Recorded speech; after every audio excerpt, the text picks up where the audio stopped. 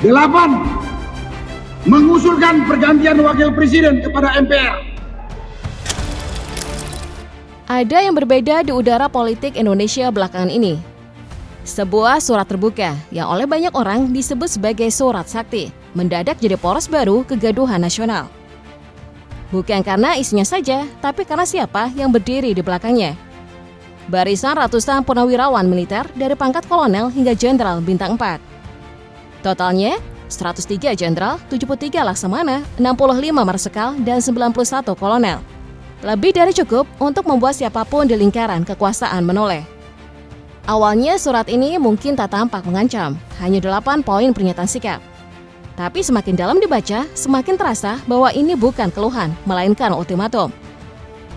Di tangan Forum Purnawirawan TNI, surat ini berubah menjadi palu godam yang siap mengetuk keretakan dalam fondasi pemerintahan Presiden Prabowo, yang bahkan belum genap setahun duduk di tampuk kuasa. Dan puncak dari seluruh surat itu ada di bagian paling akhir.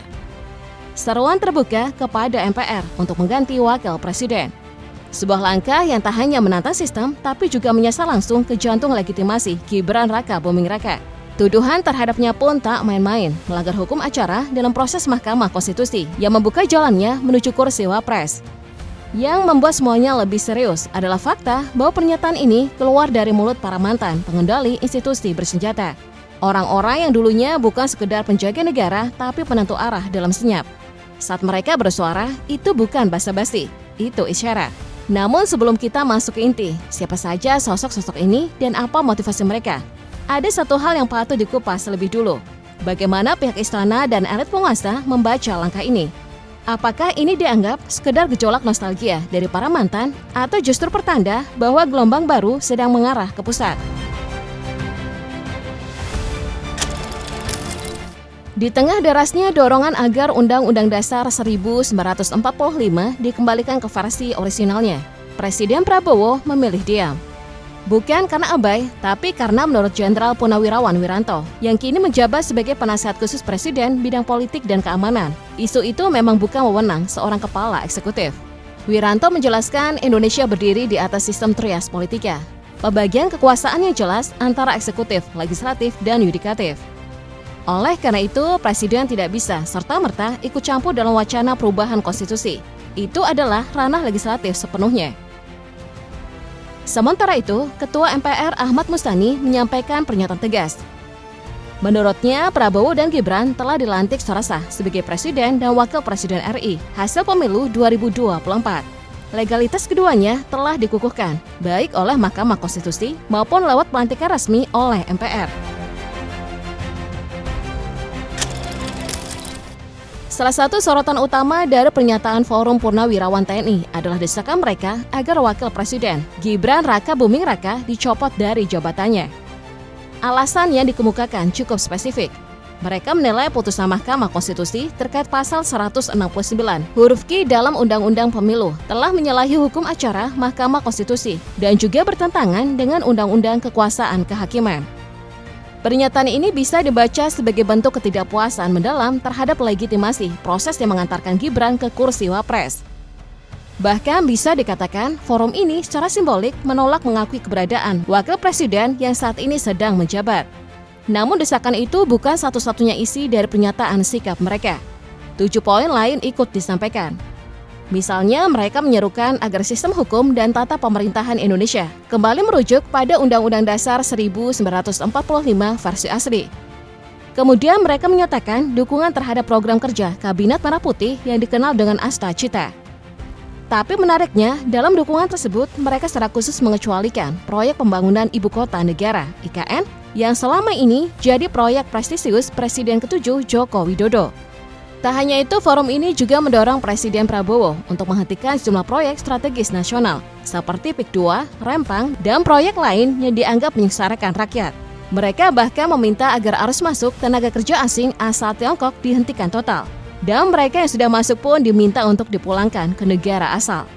Soal pertambangan pun tak luput dari perhatian.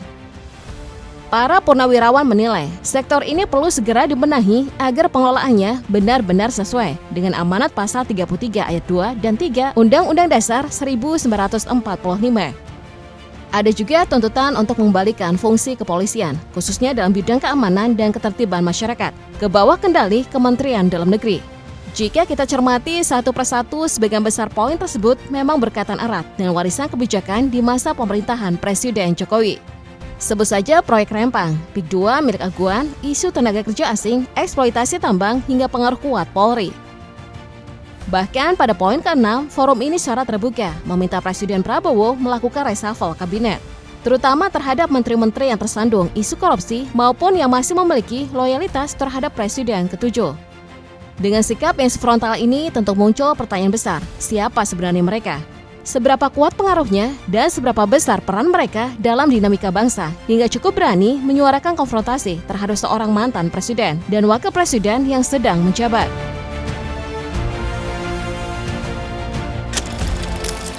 Nama pertama yang patut disorot adalah Jenderal TNI Purnawirawan Tri Sutrisno. Ia pernah menduduki jabatan sebagai Wakil Presiden RI selama 5 tahun, mendampingi Presiden Soeharto. Sebelumnya, ia juga sempat memegang posisi strategis sebagai Panglima ABRI dalam kurun waktu yang sama. Tapi perlu dicatat, pencapaian itu bukan datang sekejap. Tri Sutrisno memulai karir militernya pada tahun 1957. Saat itu, ia sudah ikut turun langsung ke medan konflik, terlibat dalam operasi militer melawan PRRI, gerakan separatis yang kala itu berusaha menyaingi pemerintahan Presiden Soekarno dengan membentuk kekuasaan tandingan. Lompatan besar dalam karirnya terjadi ketika ia menjabat sebagai Pangdam Jaya. Di posisi itulah, ia berhadapan dengan salah satu peristiwa paling sensitif dalam sejarah negeri ini, kerusuhan Tanjung Priok. Sebagai Panglima ABRI kemudian, Tri juga turut mengawali berbagai gejolak nasional, seperti konflik di Aceh, tragedi Talang Sari, dan ketegangan di Timor Timur. Dengan catatan pengabdian sepanjang itu, rasanya tidak berlebihan jika kita mengatakan bahwa kontribusinya bagi Republik ini telah terukir dalam tinta sejarah. Menariknya, hubungan Tri Sutrisno dengan Presiden Jokowi sama ini bisa dibilang cukup baik. Ia bahkan pernah ditunjuk sebagai anggota Dewan Pengarah Badan Pembinaan Ideologi Pancasila di bawah pimpinan Megawati Soekarno Putri. Namun ada satu momen yang sempat memicu sorotan publik, yakni saat perayaan HUT TNI ke-79 pada 5 Oktober 2024. Dalam video yang beredar, Presiden Jokowi terlihat tidak menyalami Tri Sutrisno. Meskipun demikian, pihak istana langsung memberikan klarifikasi. Presiden sudah terlebih dahulu menyapa sang jenderal senior di ruang terpisah sebelum acara dimulai. Menariknya, dalam dokumen pernyataan sikap Forum Purnawirawan TNI, nama Tri Sutrisno tercantum, meski hanya di bagian paling bawah, sebagai pihak yang mengetahui isi dan arah sikap politik forum tersebut. Berbeda posisi dengan Tri Sutrisno yang berada di bagian akhir dokumen, nama Jenderal Purnawirawan Fakhrul Razi justru tercantum paling atas.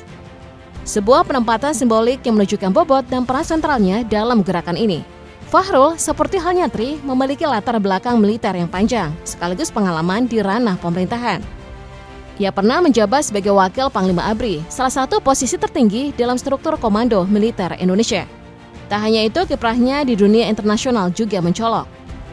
Pada tahun 1992, ia dipercaya memimpin kontingen Garuda dalam misi perdamaian di Iran dan Irak, sebuah penugasan prestisius dalam lingkup diplomasi militer.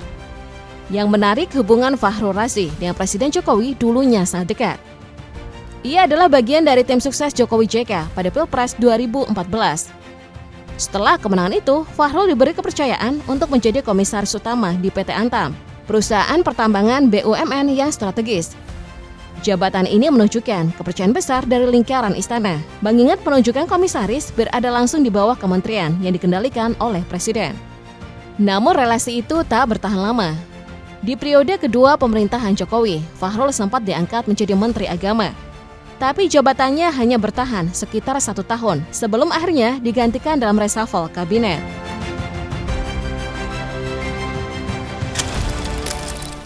Sosok berikutnya adalah Letnan Jenderal Purnawirawan Tiasno Sudarto, seorang figur penting dalam dinamika militer Indonesia, terutama di masa transisi menuju era reformasi.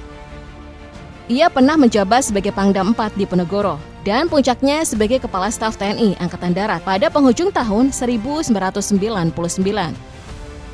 Masa jabatannya sebagai Kasat berlangsung dalam tekanan tinggi saat militer Indonesia dituntut untuk mereformasi diri, meninggalkan peran ganda dan beradaptasi dengan semangat demokrasi. Tak lama setelah mengakhiri masa tugas sebagai Kasat, tepatnya pada 2004, Tiasno menerima kunjungan seorang jenderal muda yang baru kembali dari pengasingan politik, Prabowo Subianto. Pertemuan keduanya berlangsung lama dan hangat. Dalam diskusi itu, Prabowo mengutarakan niatnya untuk mendirikan partai politik.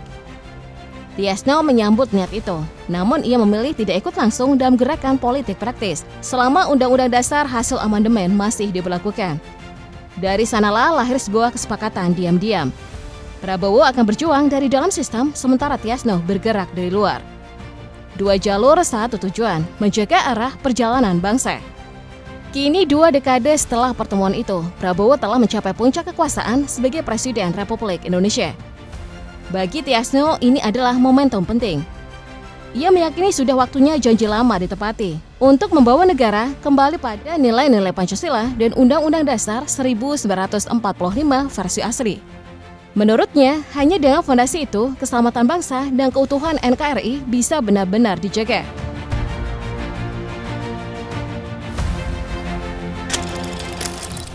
Laksamana Purnawirawan Slamet Subianto merupakan salah satu figur penting yang ikut mengawal transformasi TNI di masa pasca reformasi.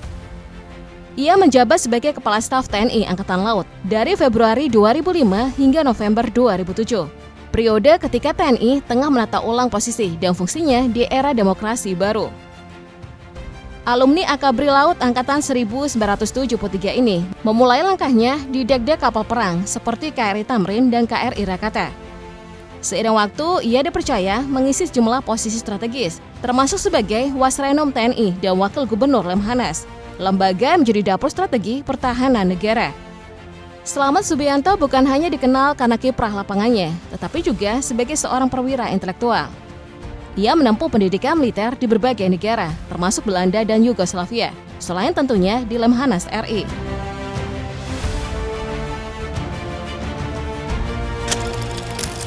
Terakhir ada Marsikal TNI Purnawirawan Hanafi Asnan menjabat sebagai Kepala Staf TNI Angkatan Udara pada periode 1998 hingga 2002. Masa penuh gejolak ketika Indonesia tengah bergulat dengan krisis ekonomi, politik, dan perubahan mendasar di tubuh militer. Lulusan Akademi Angkatan Udara tahun 1969 ini mengawali karirnya sebagai penerbang tempur. Ia termasuk dalam angkatan ke-16 sekolah penerbang dan kemudian melanjutkan tugasnya sebagai instruktur di Lanut Adi Sucipto, Yogyakarta, tempat lahirnya banyak penerbang elit TNI AU. Hanafi dikenal sebagai teknokrat militer, seorang yang tidak hanya fokus pada strategi udara, tetapi juga piawai dalam manajemen dan reformasi organisasi.